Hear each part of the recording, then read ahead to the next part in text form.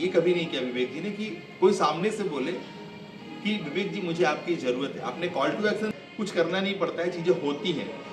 हर चीज़ का एक समय मुकर्रर है, कुदरत का एक ऑलरेडी करिकुलम है।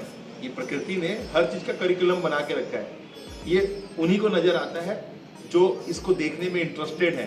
अगर आपने अपने व्यवस्थाओं के अंदर में अपने लोगों की परवाह करनी शुरू कर दी तो आप भी अच्छे लोगोगे दुनिया को।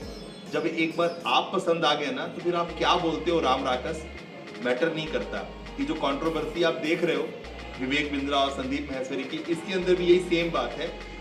कितना भी कुछ हो जाए संदीप माहेश्वरी के बारे में कोई भी आदमी कड़वा नहीं बोलेगा। क्यों नहीं बोलेगा? क्योंकि वो उन्होंने माँ की तरह पूरे ऑडियंस को पोषित किया है। लॉन्ग टर्म आप चलोगे ही नहीं, ठीक है। So you have to first focus on the pre production, then the production, उसके बाद पोस्ट प्रोडक्शन एक अलग। कि आखिर जो गड़बड़ होता है वो होता कहाँ से है? विवेक बिंद्रा एक अच्छे सोल के इंसान, एक अच्छे नीयत के साथ काम करते हैं, लेकिन अब जब उन्होंने कंपनी खड़ा करने का सोचा तो क्या हुआ?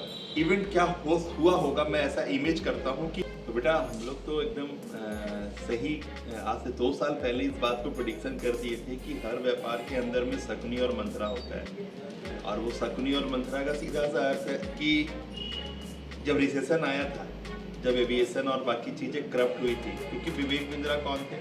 विवेक बिंद्रा वो शख्सियत थे जो कॉर्पोरेट को ट्रेनिंग देते थे, इंडिपेंडेंट को, इंडिविजुअल को ट्रेनिंग देते थे। अब इनका कॉर्पोरेट्स के अंदर में लोगों के साथ ट्यूनिंग सब कुछ, जितने भी कॉर्पोरेट्स के जो अच्छे मैनेजर्स थे, जो भी अच्छे लोग थे, उनको वो ट्रेन करते आए थे। तो बोलते हैं ना कि जब आप कहीं होते हैं तो नेटवर्क स्ट्रांग होता है, तो उनका एक नेटवर्क था। लेकिन उन्होंने जो टीम बनाया, बड़ा बिजनेस जब उन्होंने खड़ा करा तो क्या करा? ये बातें मैंने आज से 2 साल पहले मैंने अपने क्लासेस में इस तरह की बातें किया हुआ है कि आखिर जो गड़बड़ होता है वो होता कहाँ से है। विवेक बिंद्रा एक अच्छे सोल के इंसान, एक अच्छे नीयत के साथ काम करते हैं, लेकिन अब जब उन्होंने कंपनी खड़ा करने का सोचा तो क्या हुआ? इवेंट क्या हुआ होगा, मैं ऐसा इमेज करता हूँ कि जितने रिसेशन के बाद जो बड़े बड़े मैनेजर्स होंगे, जिनकी अच्छी खासी सैलरी रही होगी, है ना, जिन्होंने काफ़ी कुछ किया होगा, लेकिन क्योंकि उन्होंने किया ही होता, वो मैनेजर्स, वो जो एग्जीक्यूटिव्स थे, अगर वो उन्होंने अच्छा किया ही होता तो क्या होता? वो कंपनी कोलैप्स ही नहीं करती। वो कंपनी, वो एविएशंस, वो बाकी के जितने भी सिस्टम थे वो कोलैप्स ही नहीं करते अगर उन्होंने अपना 100% पे किया होता। ड्यू टू वो सैलरी लेने के नियत से, स्कैम करने की नियत से थे, तो इतनी बड़ी कंपनियां सब रिसेशंस का शिकार हुई।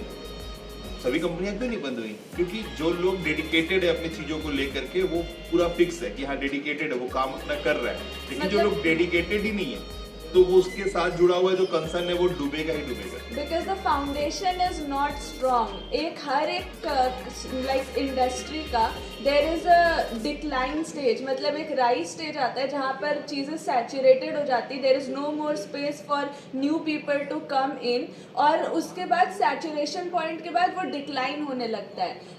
और हर इंडस्ट्री के साथ ये होता है, लेकिन जो डेडिकेटेड पीपल रहते हैं, जिनका फाउंडेशन स्ट्रांग रहता है, वो डिक्लाइन स्टेज पे खुद को अडेप्ट करा लेते हैं कि नहीं, अभी ये वाले पार्ट पे जो हम लोग ध्यान दे रहे थे, इस पर अभी ध्यान देने की ज़रूरत नहीं है और हमें इस पार्ट पे ध्यान देना है। तो वो क्लासिफिकेशन ना होने की वजह से, अडेप्टेबिलिटी ना होने की वजह से डिक्लाइन हो गई चीज़ें, एंड वो फाउंडेशनल गैप था, एथिकल गैप था, एंड दैट इज़ वाई अभी की कंट्रोवर्सी जो चल रही है वी आर सीइंग इट। नहीं, देखिए, कोई भी चीज एक दिन में नहीं होता है, होते होते होता है। Yes. ठीक है ना? अब आपने जो टीम बनाया वो ऐसे लोगों का टीम बनाया जो ऑलरेडी इस बात को प्रूव कर चुके हैं कि दे आर इनएफिशिएंट, उनके पास वो योग्यता या क्षमता है ही नहीं जो जीरो से हीरो तक की जर्नी तय कराती है। आप एक मोटिवेशनल स्पीकर, आपका जो रिदम है, आपका जो एनर्जी का फ्लो है, वो एक हायर स्टेट पे है, लेकिन वो लोग जो अपनी सैलरी सेटिस्फाई करने के लिए आज तक काम किए हैं, वो कभी काम किए ही नहीं है। इसलिए जिस तरह से ईंट पे ईंट लगा करके बुर्ज खलीफा का है ना, उनका इंटेंशन ही नहीं रहा, कि उनका नियत में ही वो बात नहीं था जिससे कि चीज़ें खड़ी होती हैं, चीज़ें आगे बढ़ती हैं।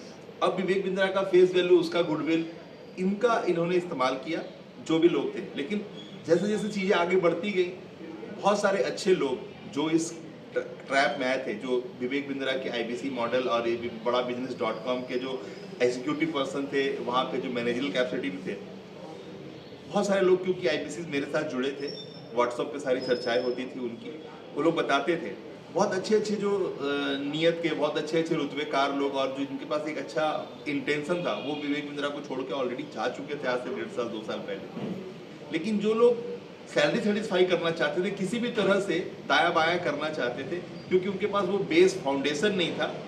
नहीं तो देखिए हर आदमी के पास 2 हाथें हैं, सबके पास दिमाग है, कोई नहीं चाहता। लेकिन कहने का मतलब है ना इजी गोइंग, ये इजी गोइंग के चक्कर में जो हो रहा है होने दो, अपना काम बनता तो भाड़ में जाए जनता वाला कहानी ने चीज़ों को आज यहाँ तक ला के रख दिया है कि अच्छा खासा रेपुटेशन, अच्छा खासा ऑरा जिस अभी धूल चाटने जा रहा है। मैं यही मंथरा और सपनी की बात कर रहा हूँ कि आपके पैनल पे आपने किसको एग्जीक्यूट किया है, उनको उठा के कहाँ से लाया है, ये हर वक्त मैटर करेगा। छुच्छा रे तो रहता कि पुच्छा रे, जो मैं बार बार बोल रहा हूँ, सिंपल सा मतलब है इसका कि आपको चयन करना होगा। Choice is always your. And selection is also rejection. अगर आप लालच में आके सबको ही सिलेक्ट कर लेते हो तो आपका डाउनफॉल ही होगा। आपको रिजेक्ट करना पहले आना चाहिए कि you are not fit for this work. और जहाँ तक रहा अभी जो नई नई बातें आ रही हैं कि भाई संदीप महेश्वरी साहब आपको अपने स्टूडियो में अगर बुलाते, अगर आप कंसल्टेंसी लेना चाहते हैं तो 9 लाख रुपए आपको देना होगा, प्लस 18% GST देना होगा, प्लस अगर आप उनको अपने कंसर्न में बुलाना चाहते हैं तो आपको 36 लाख रुपया देना होगा, प्लस 18% टैक्स देना होगा। तो देखिए एक इंसान जो एक जगह अनाउंस कर रखा है कि हाँ मैं फ्री में अवेलेबल हूँ, वहाँ तो वो अवेलेबल हो रहा है, अपनी कंटेंट को आगे प्रमोट कर रहा है। एक इंसान जब अपने जीवन में अपने परिवार को लेके आगे बढ़ रहा है तो वहाँ प्रोफेशनलिज्म के नाम पे तो कुछ करेगा ना। अगर वो कर रहा है तो इस बात को तो क्लियर कर रहा है ना कि ये सर्टेन 9 लाख रुपीस का अमाउंट है। ये 9 लाख रुपीस का जो अमाउंट है, इसका सीधा सा अर्थ है कि वो उसी लोगों को टारगेट कर रहा है दोज आर कैपेबल टू पे, और उसमें फोर्स नहीं कर रहा है कोई, ये नहीं, वो बस ऐड लगा दिया। एक ऐड चल रहा है, आपको आप देख रहे हैं न्यूज़पेपर में एक ऐड आ रहा है, फुल पेपर ऐड आ रहा है कि भैया ये सर्विस अवेलेबल है, क्यों ना करे कोई। आप भी तो ये करते आ रहे थे विवेक बिंद्रा साहब। कहने का मतलब है कि आप करिए ना, लेकिन पूरा एक होते होते चीजें होती हैं। और shubvardhan.com जहाँ से मैं जिसका फाउंडर हूँ, जिसकी को फाउंडर मेरे साथ मेरी बिटिया बैठी है, हम लोग जो कर रहे हैं वो पहले दिन से ट्रांसपेरेंट है। मैंने कहा है कि हाँ मैं पैसे वापस करूँगा। क्यों करूँगा? क्योंकि मैंने आपसे पैसे चार्ज ही नहीं किए हैं। कौन से पैसे चार्ज नहीं किए हैं? हमने वो जो पैसे चार्ज किए हैं ना, वो मतलब एक पाव भाजी के पैसे हैं। मैं बोला वो पैसे वापस कर दूंगा, क्योंकि मैं आपके दिमाग के चुल के लिए नहीं बैठा, आपकी कीड़ा कांडी के लिए नहीं बैठा। आप मेरे छोटे से पैसों में आइए, मेरे पास बैठिए, मेरे सेशंस में मुझे ऑब्जर्व कीजिए। 5 दिन 10 दिन 15 दिन मुझे ऑब्जर्व कीजिए। अगर मैं लगता हूँ कि मैं आपके लिए जेन्युइन चीज़ें मदद कर सकता हूँ, मैं आपके किसी काम का हूँ, आपके लिए मैं स्क्रू ड्राइवर हूँ, आपके लिए मैं प्लास हूँ, मैं आपके लिए पोकलेन हूँ, मैं आपके कौन से, मैं आपके लिए चम्मच हूँ, मैं आपके लिए ट्रे हूँ, आप मुझे कहाँ पर अपने आप को फिट करते हैं, मुझे कहाँ फिट करते हैं, ये आपकी अपनी बकौती है। इसमें मैं आपके साथ कुछ भी नहीं करता। मैं जो कर सकता हूँ मैं वही करता है। मैं जो कर सकता हूँ उसके लिए लोग मुझे रेस्पेक्ट करेंगे, रिगार्ड करेंगे। मैं हूँ, मैं आप नहीं हूँ, मैं वो नहीं हूँ, मैं वो नहीं हूँ। मैं वो हूँ जिसे मास्टर की बोलते हैं, जिसे किसी भी ताले में डालो तो वो ताला खुलता है। मैंने इस बात को प्रूव किया है, और इसीलिए मैंने ऑडियंस पे दिमाग नहीं लगा करके मैंने दिमाग लगाया है अपने बच्चों पे। मैं प्रूव कर सकता हूँ कि मैंने क्या किया है, तो मुझे मेरी बातें बोलनी नहीं पड़ती। जब मेरे बच्चे बोलते हैं तो ये साउंड करता है कि मैंने कहाँ से किस तरह से ईंट पे ईंट सजाया और मैंने जो अपना एम्पायर खड़ा किया वो क्या है। तो ये हुआ मेरी बातें। जहाँ तक रहा ये फीस स्ट्रक्चर, तो मैं कभी भी एक बात नहीं बताता कि मेरे पास ये स्ट्रक्चर है फीस के। मैं सीधा बताता हेलीकॉप्टर व्यू से कि यार मैं इतना लेता हूँ, मेरे जो फीस है इसके साइज ये है। कहने का मतलब है कि मैं बार बार बता रहा हूँ कि ये कम पैसों में होने वाला काम ही नहीं है। अगर आप बिजनेसमैन हैं, आपका आज मौजूदा आमदनी अगर नेट प्रॉफिट की बात करें तो लाख रुपए से ज़्यादा है। अगर ग्रॉस टर्नओवर की बात करें तो आप करोड़ों का रेवेन्यू जनरेट करते हैं अपने व्यापार में, या फिर आपके पास उस तरह के व्यवस्थाएं हैं जिसके अंदर आप मूव करते हैं तो करोड़ों रुपया का रेवेन्यू जनरेट करने की कैपेसिटी रखते हैं। तो अगर आप एक कंपनी के लिए करोड़ों रुपया रेवेन्यू जनरेट कर रहे हैं और लाखों में प्रॉफिट जनरेट कर रहे हैं, तो आप अपने लिए भी ये काम कर सकते हैं। तो मेरा सीधा सा बोलना है, shubvardhan.com का मतलब यू हैव द वरदान। आपकी सांसें चल रही है, आपके पॉकेट में 5 रुपया है, तो हाउ टू एग्जीक्यूट और एक्सपर्टाइज ऑनलाइन, कैसे आप अपनी चीज़ों को नेक्स्ट लेवल पे शिफ्ट देंगे, हम उसकी बात करते हैं। कैसे करेंगे? तो पहले फाउंडेशन बनेगा। जैसे मैंने बताया कि ये पृथ्वी है और ये चांद है। आप पृथ्वी से चांद पहुंचना चाहते हैं, आप एक ऊंचाई पे पहुंचना चाहते हैं, तो भाई यहाँ से यहाँ तो रॉकेट आपको सीधा निकलते हुए दिखता है, लेकिन सीधा तो होता नहीं है। वो अपने परिधियों को पूरा करता है, पहला सर्कल, दूसरा पैराबोला, तीसरा सर्कल, चौथा सर्कल, ऐसे करके वो अपना सर्कल कंप्लीट करता है और इसके मैग्नेटिक फील्ड से निकल के बाहर आता है और फिर चांद के करीब पहुंचता है, तो चांद का मैग्नेटिक फील्ड उसे कैच कर लेता है और फिर अपने आप को सॉफ्ट लैंडिंग की तरफ लेके जाता है। तो ये है बेसिक व्यवस्थाएं, जिसको पूरी तरह से क्लैरिटी देना मेरी जिम्मेवारी है।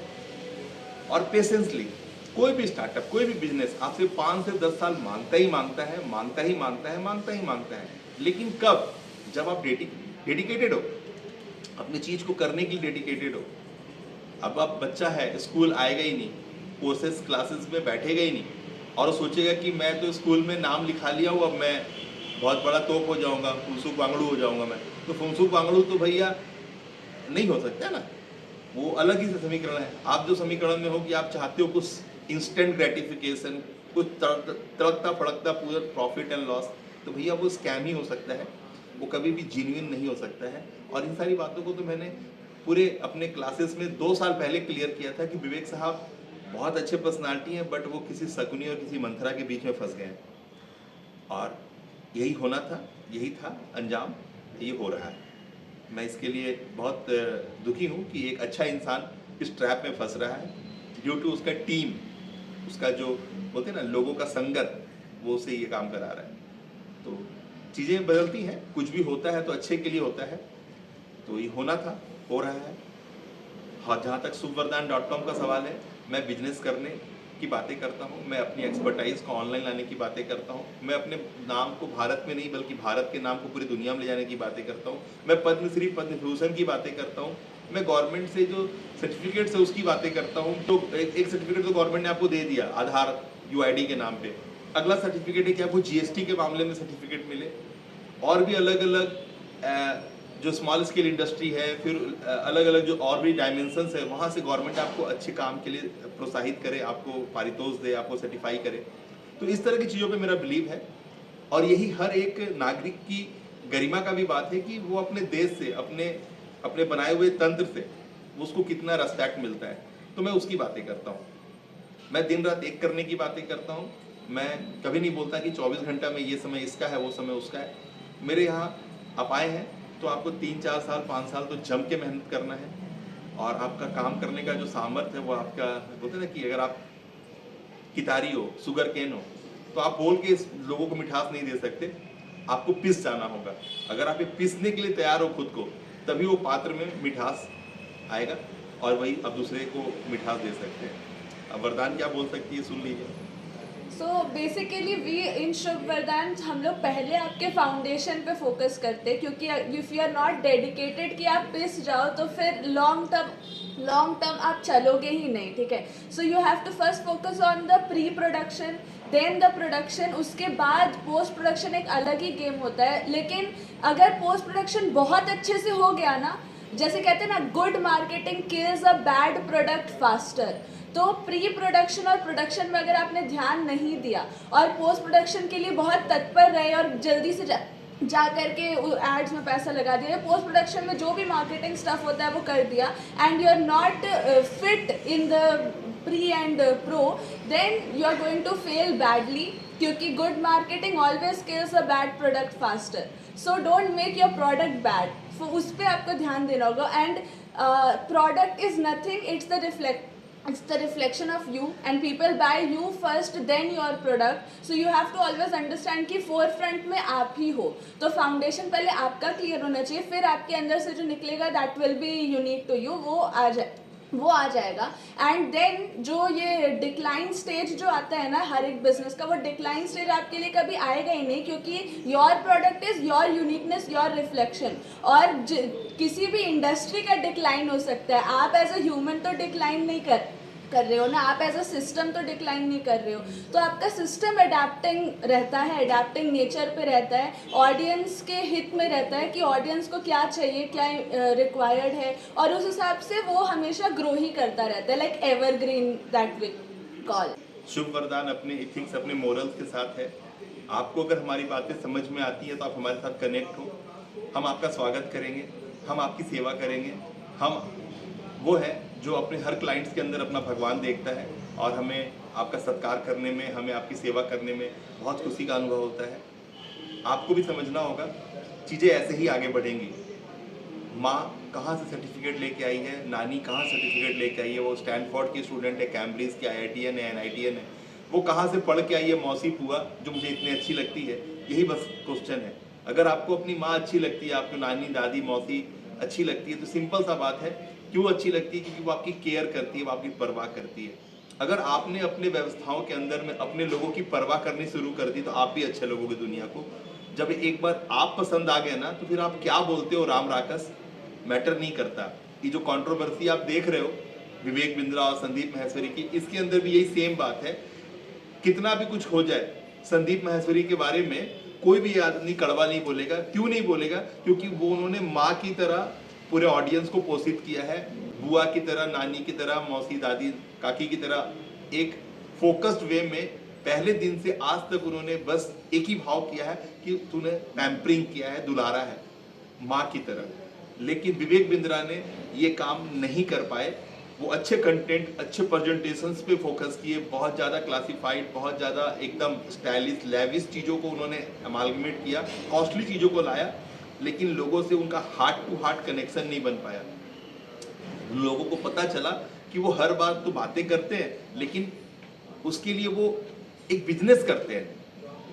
वो कभी वो सोचे ही नहीं कि मैं पहले वैल्यू देता हूँ, लोगों को समझ में आ गया तो खुद ही बोलेंगे विवेक जी मुझे आपकी ज़रूरत है।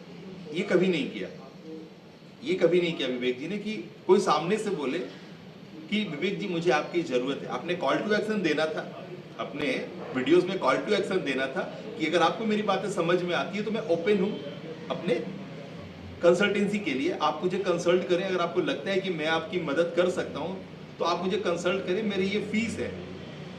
आपने ये नहीं किया, आपने पूरा एक मॉडल ही बना दिया जिसमें लोगों को बस जो सीखना था, प्रेशराइज नहीं किया आपने सीखने पे। आपने बोला ठीक है ये ले पकड़, ले आगे निकल। और यहीं पर धोखा हुआ है, जो शुभ वरदान में तो कतई नहीं होता पहले बार से ही। अगर मुझे किसी ने 369 रुपीज़ भी दिया है तो उस जब तक मेरे लिए वो अपने वीडियोस प्रोड्यूस नहीं करता, वो रीजन नहीं बताता वाई यू इन शुभ वरदान, क्यों आपने शुभ वरदान को चुना और क्यों आपने 1 रुपया भी शुभ वरदान को दिया है, तब तक तो मैं उसे बात ही आगे नहीं बढ़ाता। तो सवाल ही नहीं बनता कि आपका वाई क्लियर नहीं है। आप कुछ 300 करोड़ कमाने आए हैं शुभ वरदान में, तो 300 करोड़ का जो 99 से 100 तक नहीं की बात करता। शुभ वरदान के लगभग क्लासेस में ये बात बोला गया है कि हम आपका 99 तो 100 करेंगे ही नहीं, आप 300 करोड़ की बात तो छोड़ दीजिए। क्यों? क्योंकि मैं अपनी एनर्जी पे ब्लूम कर रहा हूँ, अपने है ना, उग रहा हूँ अपने एसेंस के साथ, लोगों को, हवा को, माहौल को सुगंधित कर रहा हूँ। आप अपने एसेंस से करेंगे, आप नोविस होंगे, आप प्रो होंगे, आप जीनियस होंगे, अपने क्षेत्र के होंगे। वहाँ पर एक स्ट्रक्चर्ड मेथोडोलॉजी लगेगी, वहाँ पर एक कोर प्रिंसिपल लगेगा, वहाँ पर बहुत सारे ऑडिटिंग और स्वॉट एनालिसिस लगेगा। और इन सब को लगेगा कब? जब आप हकदार और दावेदार होंगे तब। क्योंकि रेस में दौड़ने वाला 15 का 15 खिलाड़ी फर्स्ट सेकेंड थर्ड नहीं होता, सिर्फ 3 ही खिलाड़ी फर्स्ट सेकेंड गोल्ड ब्रॉन्ज और सिल्वर होते हैं। तो आपको समझना होगा कि आप वो हो क्या, आर यू डिजर्विंग। बात यहाँ से शुरू होगी। अगर आप अपने आप को एलिजिबल मानते हो, अगर आप अपने अंदर में वो प्रजा पोषित करने वाला रखे हो, पैम्पर करने वाला रखे हो, तभी जाके आप राजा बन पाओगे। आप कोई भोग विलास की भावना से हो तो आप राजा कभी नहीं बन पाओगे। आप बन भी गए तो आपको उतार के किनारे कर दिया जाएगा। थोड़ा देर के लिए आपके अंदर में रहेगा कि मैं राजा हो गया, लेकिन आप राजा नहीं रहोगे, आपको लोग खुद ही उतार के नीचे कर देंगे। तो कहने का मतलब है कुछ करना नहीं पड़ता है, चीज़ें होती हैं। हर चीज़ का एक समय मुकर्रर है, कुदरत का एक ऑलरेडी करिकुलम है। ये प्रकृति ने हर चीज़ का करिकुलम बना के रखा है।